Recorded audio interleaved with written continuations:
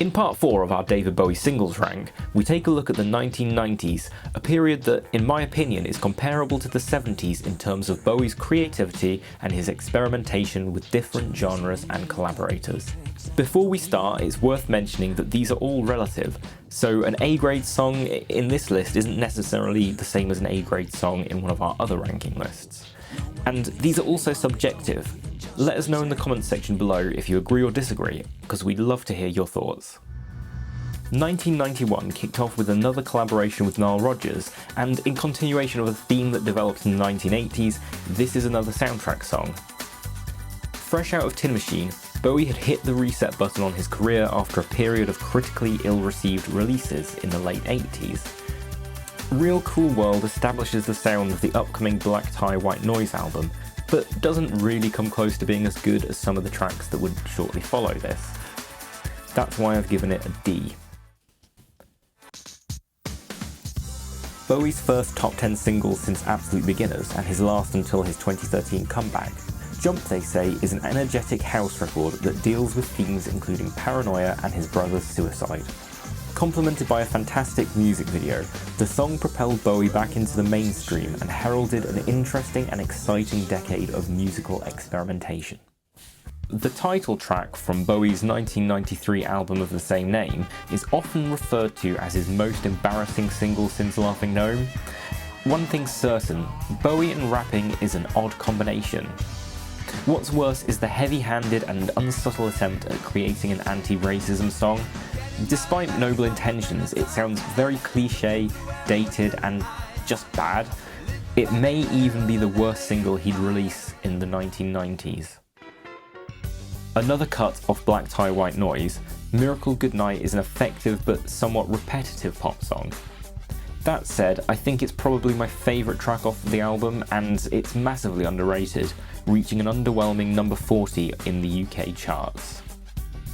Personally, I think it's probably one of the best singles since Let's Dance, and it effectively exploits his pop sensibilities while combining them with his typical obscure and interesting lyrics.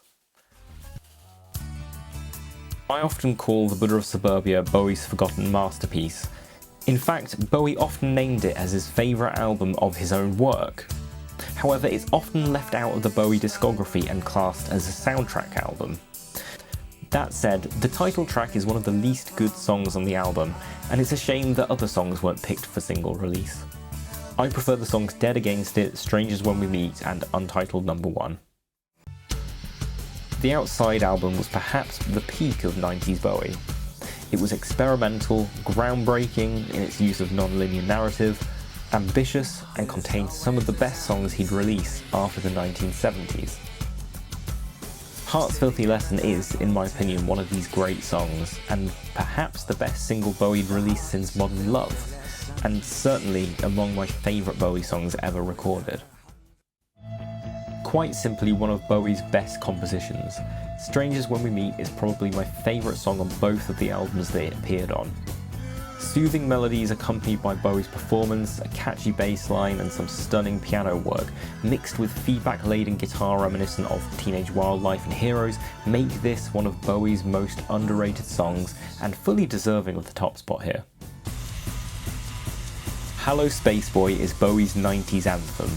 Bringing back the themes of space, sex and sexuality, many people see this as the next stage in the Major Tom saga, despite the song not directly referencing Space Odyssey or Ashes to Ashes. The reference mostly comes from the Pet Shop Boys remix, which introduced cut-up lyrics from Bowie's famed 60s hit. It's one of Bowie's catchiest post-80s songs, and its industrial edge is uncompromising. It's an almost perfect art rock statement. This track was never one of my favourites from the Earthling album, and there were much better potential singles that Bowie could have picked.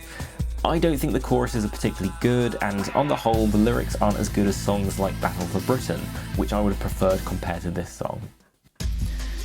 Legend dictates that Bowie improvised the lyrics to Little Wonder while thinking of the dwarves in Snow White, which makes it pretty iconic. The concept definitely had the potential to become another Laughing Gnome, but Bowie pulls it off, and the song and its video are both fantastic. Not one of the most memorable songs on the unforgettable Earthling album, Dead Man Walking is actually pretty good. However, it's certainly more of an album track than single material. That said, compared to a lot of the songs released by Bowie in the early 90s and the late 80s, this is pretty decent and deserves a B.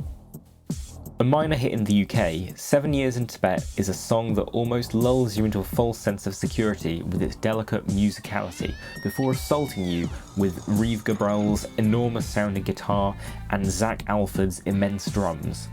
It's tense, atmospheric, and just an altogether great Bowie song, which is why I've given it an A. Easily Earthling's most commercially focused song, I'm Afraid of Americans should have been a hit.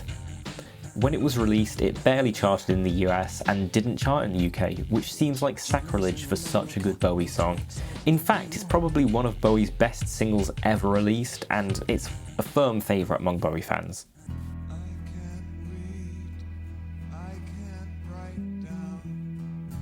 Bowie's version of this Tin Machine song is an acoustic reworking. I actually prefer the original version, and I don't think Tin Machine deserves a lot of the hate that it gets. Still, it's a pretty good song, so I'll give it a C. Out of all the songs on this list, this is the only one I'd never heard of before I started this review, and I think the reason is because it's pretty forgettable and not very good. Bowie puts on a weird voice and mimics a clock for a lot of the song, which is a shame as the placebo contribution is pretty good. Laid back, polished and reflective, the opening track to the Hours album is easily the record's best track. My one criticism of this period in general is the production.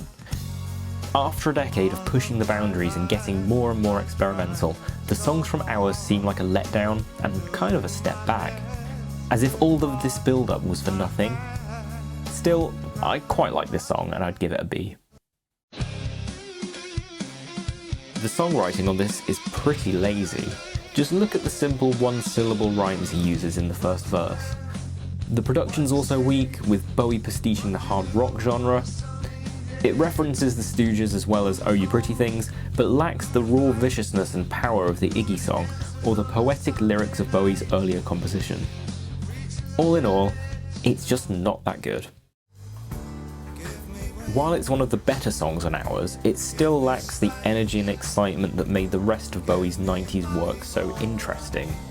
It's the sound of Bowie coasting and writing songs that are just overall rather bland.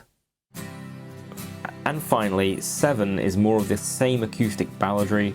It's a decent song, probably better than Survive, but still nowhere near the quality of the songs Bowie was creating mere years before. It's a low C from me. So there we have it, every Bowie single from the 90s ranked. How did I do? Let me know if you agree or disagree in the comment section below, and don't forget to like and subscribe for the next instalment where I'll be looking at Bowie's last ever singles. I forgot one